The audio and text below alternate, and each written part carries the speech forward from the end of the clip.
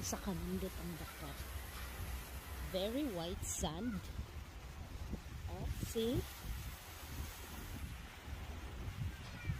Actually, kani siya ang daka dugay na gid ni nga gipanindot sa mga halos hos. Pero dugay na kayo siyang nanon. Pero karon pwede ko nakanganhipon kay actually lugar sa Pumapon is sa Buanga del Norte, sa Katipunan and sa Dipolog po. Pero kani siya dapitan is next to Dipolog City. So karon pa ko nakanganhi.